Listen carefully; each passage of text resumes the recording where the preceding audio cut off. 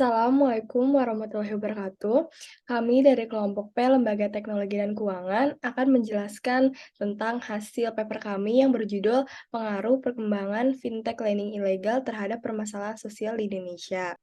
Sebelumnya, izinkan kami memperkenalkan diri. Kelompok P itu terdiri dari saya sendiri, Zida, Putra, Kesa, dan juga Marhali Gojali.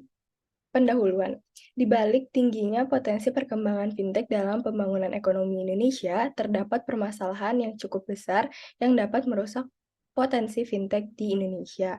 Inovasi ini banyak dimanfaatkan oleh pihak tidak bertanggung jawab sebagai jasa peminjaman dana dengan bunga yang tinggi dan menimbulkan kerugian di masyarakat akibat dari adanya fintech lending yang ilegal.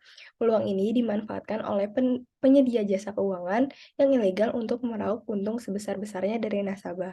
Selanjutnya, rumusan permasalahan pada artikel ini dibatasi dengan pertanyaan penelitian sebagai berikut. Yang pertama, bagaimana pengaruh perkembangan fintech lending ilegal terhadap permasalahan sosial di Indonesia? Dan yang kedua, bagaimana tindakan dalam menangani fintech lending ilegal di Indonesia? Selanjutnya ada pembahasan perkembangan fintech lending di Indonesia. Fintech adalah inovasi di bidang keuangan dan jasa keuangan. Perkembangan fintech di Indonesia belakangan ini berkembang pesat. Hal ini terlihat dari maraknya reaksi masyarakat Indonesia terhadap keberadaan baru di bidang keuangan yang memungkinkan pinjaman ditawarkan kepada masyarakat dengan syarat yang mudah dan cepat.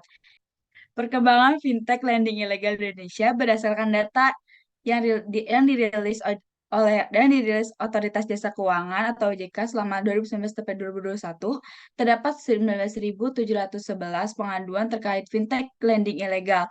Pesatnya perkembangan fintech lending ilegal ini dikarenakan mudahnya syarat yang diperlukan. Peminjaman hanya perlu memfoto kartu identitas dan mendownload sejumlah aplikasi, lalu uang peminjam akan ditransfer ke rekening peminjam.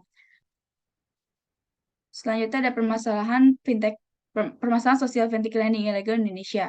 Perubahan dimensi dan sosial dalam masyarakat berasal dari konflik yang terjadi dalam lingkup masyarakat. Dimensi sosial masyarakat ini juga terpenuh akibat adanya kemajuan teknologi dan kemajuan ilmu pengetahuan yang merubah aspek kehidupan sosial. Berikut adalah permasalahan sosial yang berpengaruh dalam perkembangan fintech lending ilegal di Indonesia. Yang pertama ada kurangnya tingkat literasi keuangan pada masyarakat, kedua ada pola perilaku masyarakat konsumtif, yang ketiga ada mental masyarakat yang suka meminjam uang. Selanjutnya yaitu kasus-kasus fintech lending ilegal di Indonesia.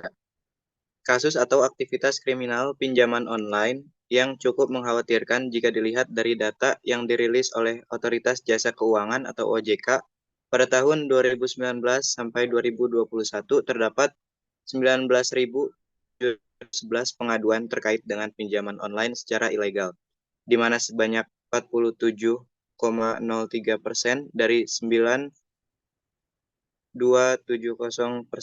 dinyatakan sebagai kasus berat, sedangkan sisanya dinyatakan sebagai kasus sedang.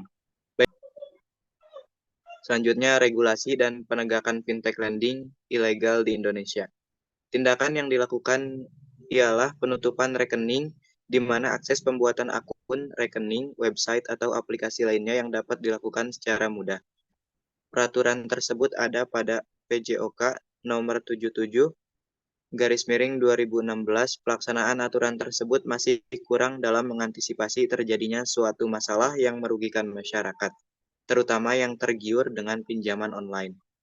Yang terakhir, kesimpulan, berdasarkan hasil analisis, kami dapat menyimpulkan bahwa pengaruh perkembangan fintech lending ilegal di Indonesia adalah karena adanya permasalahan-permasalahan sosial seperti kurangnya literasi digital, pola perilaku konsumtif, dan mental meminjam uang yang tinggi dari masyarakat.